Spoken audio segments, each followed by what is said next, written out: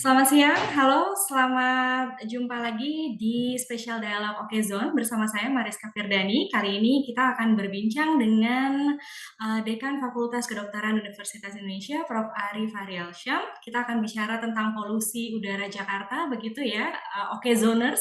Kita punya sapaan Oke Zoners dan saat ini sudah ada ahlinya dengan ahli spesialis penyakit dalam juga, Prof. Ari Fahrialsyam. Halo, selamat siang, Prof. Ari. Ya, selamat siang Mbak Rizka, selamat Iya, siang. selamat siang. Oke, zoners kita ya, Prof ya. Ya, oke zoners ya. Baik, ini kita masih relevan ya, Prof ya, untuk bicara soal polusi Jakarta begitu. Dan Ya, masih statusnya tidak sehat begitu ya, Prof ya, yang terakhir. ya. Jadi tentu kalau bicara soal polusi udara itu memang kan tergantung dari ya beberapa hari terakhir memang ada hujan ya yang memang membuat udara Jakarta menjadi lebih baik di dalam tanda petik ya. Tapi Mhm. secara umum sebenarnya kan faktor terbentuknya polusi udara itu terus ada di Jakarta ini. Cuman memang tadi ini kalau memang artinya ada hujan berarti kondisi polusi udara itu bisa diredam lah istilahnya begitu. Mhm. Oke, berarti lumayan membantu ya, Prof ya. Tapi data terakhir masih tidak sehat begitu ya. Ya posisinya tidak sehat. Kita lihat aja sekarang kalau kita lihat keluar ya tentu kita sulit sekali untuk melihat apa langit biru dalam tanda petik gitu ya. Mhm. Karena apa ya? Karena memang tertutup oleh awan, belum lagi itu tadi umumnya kalau dari di atas dari itu terlihat bahwa itu ada sepertinya suatu bayangan yang lain yang kita sampaikan yang kita disebutkan itu sebagai suatu kondisi akibat dari polusi udara gitu.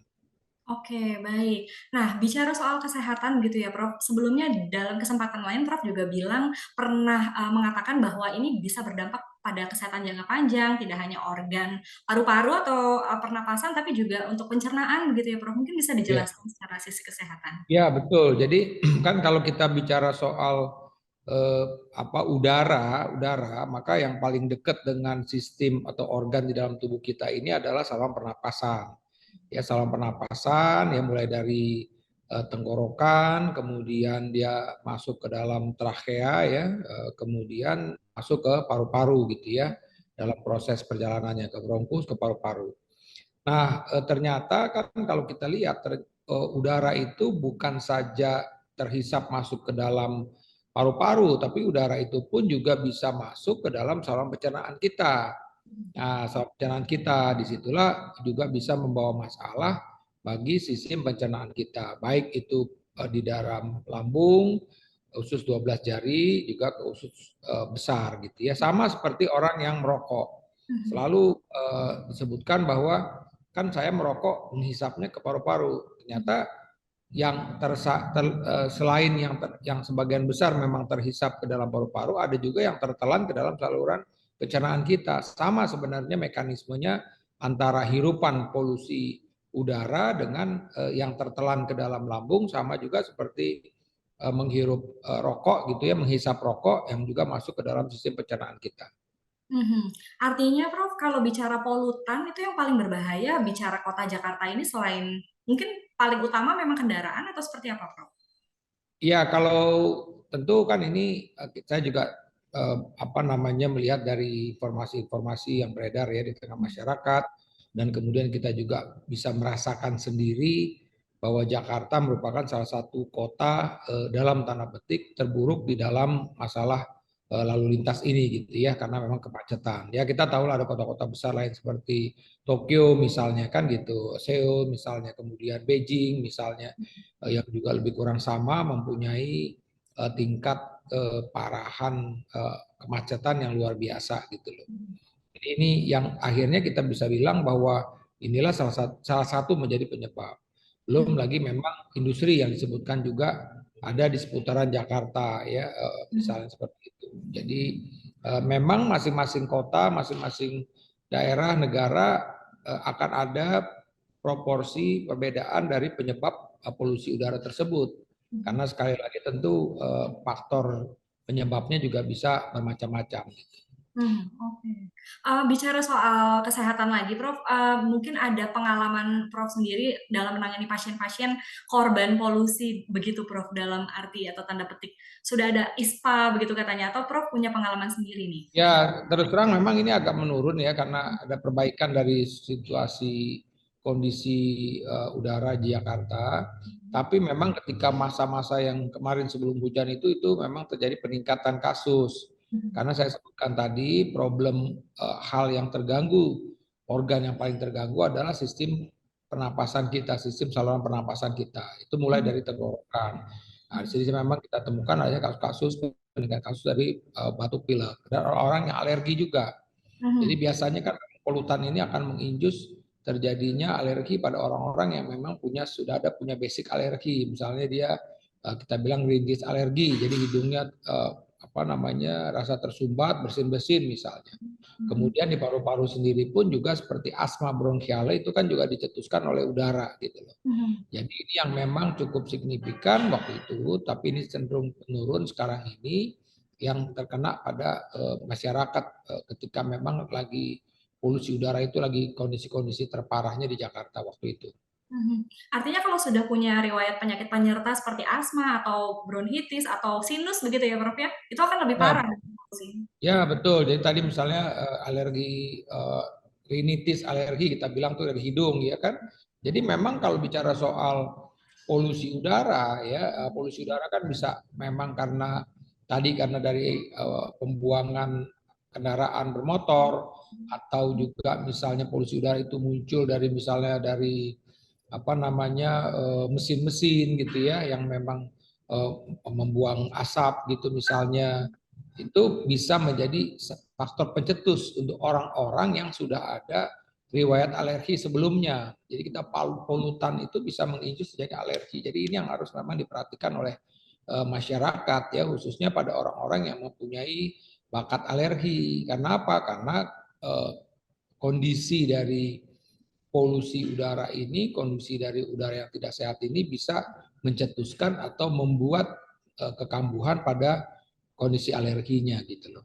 Oke, baik. Kalau bicara akademisi begitu, Prof, sudah ada belum sih di FKUI atau UI sendiri nih untuk pasti banyak sekali ya riset-riset tentang polusi mungkin yang terbaru atau mungkin Prof juga kemarin kabarnya baru pulang dari Belanda ada oleh-oleh yang bisa dibagikan begitu, Prof, ilmunya. Ya, jadi terus terang saja memang di Departemen Pulmonologi FKUI itu juga pernah melakukan polusi udara dikaitkan dengan beberapa penyakit paru. Ternyata memang terjadi peningkatan pada kasus-kasus penyakit paru kronis gitu ya, baik itu Mhm. nah, kemudian satu penelitian terbaru yang juga sudah dipublikasi di jurnal internasional yaitu ada satu riset yang melihat dampak dari polusi udara pada bayi yang dilahirkan oleh ibu yang terpapar oleh polusi udara gitu ya.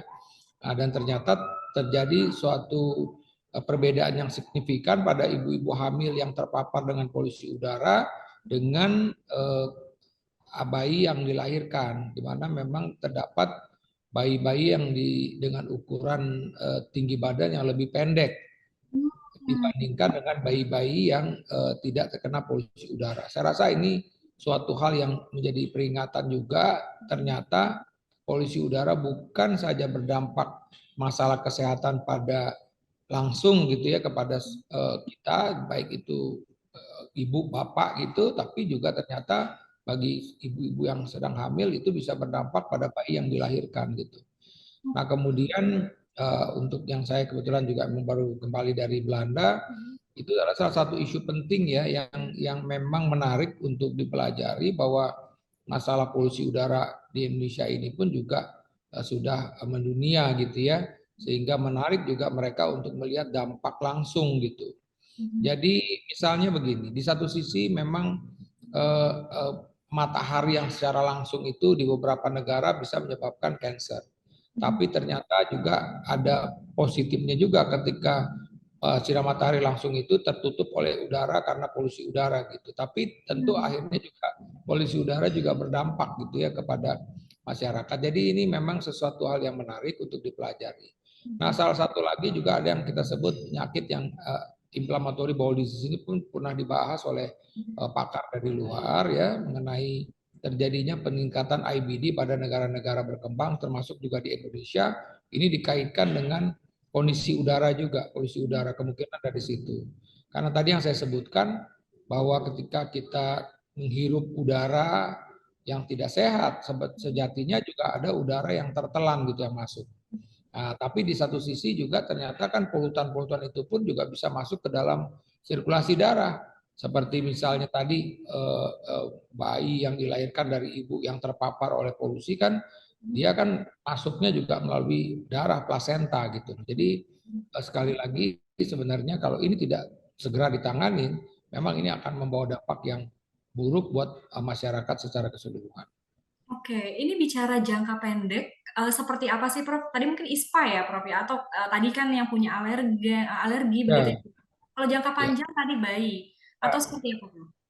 Ya itu yang saya bilang tadi, kalau jangka jangka pendek bisa terjadi polusi udara tadi ya, dia batuk-batuk, sesak Hmm, napas, ya alerginya kambuh gitu. Jangka panjang ya sebutkan tadi terjadi peradangan-peradangan kronis hmm, pada paru-parunya tadi bisa menyebabkan sampai penyakit paru obstruksi kronis. hmm, Nah, hmm, kalau juga pada saluran pencernaan tadi terjadi peradangan-peradangan kronis dalam jangka panjang terpapar dengan polutan. hmm, Begitupun dengan kondisi kulit ya, mungkin juga akan menimbulkan berbagai macam kelainan kulit karena dia terpapar dengan polusi udara gitu. Jadi terus terang saja dampak-dampak ini pun juga akan mungkin juga pada paparan langsung pada mata misalnya, mungkin hmm, secara langsung bisa aja dia mengalami alergi pada mata, mata merah misalnya. hmm, Tapi pada jangka panjang mungkin bisa aja terjadi kerusakan-kerusakan yang cukup signifikan pada organ mata. Jadi prinsipnya adalah organ-organ ini kalau terpapar dengan zat polutan yang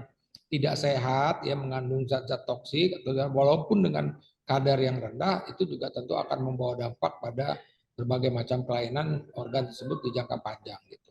Oke, ini ada semacam apa ya, Prof ya, ketergerakan atau kesadaran atau ayo kita bahas bareng suasana di antara para pakar dengan adanya data ini seperti apa sih Prof saat ini di FKUI?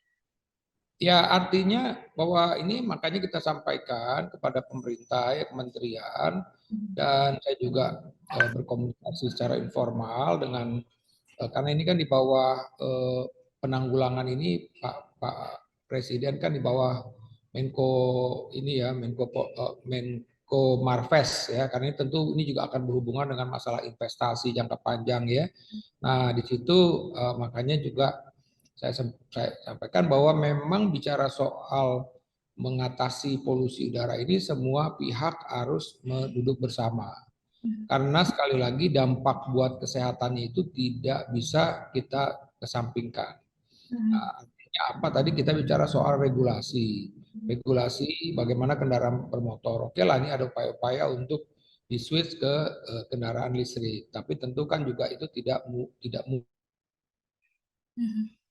pembatasan. Jadi misalnya kita tahu juga ada waktu-waktu di mana alternatif untuk mengurangi kendaraan bermotor dilakukanlah apa namanya work from home gitu ya. Nah, Hmm. jadi itu juga jadi WFH ya work from home bukan saja untuk student tapi juga untuk pegawai misalnya. Kan Hmm. upaya-upaya itu kan harus koordinasi antara apa namanya Kementerian Kesehatan, Kementerian Pendidikan dan juga pemerintah daerah misalnya seperti itu. Kemudian juga hal-hal yang lain adalah tadi untuk meningkatkan bagaimana penghijauan ya. Berarti ini kan tentu juga berhubungan dengan apa namanya di Kementerian Kehutanan misalnya gitu ya. Juga yang mengurus untuk masalah ini ya. Kalaupun di level Pemda tentu misalnya kayak dinas pertamanan misalnya seperti itu. Jadi ini juga terkait terkait dengan apa namanya Pemda ataupun juga departemen atau dinas-dinas yang mengurusi masalah ini. Jadi itu memang semuanya harus seiring sejalan ya, seiring sejalan sehingga kita bukan melulu akhirnya berhadapan dengan kasus-kasus yang ada di hilir atau karena memang dampak ini, tapi permasalahan di hulunya pun juga harus di diatasin gitu ya agar akhirnya adalah polusi udara ini kita bisa minimalkan gitu.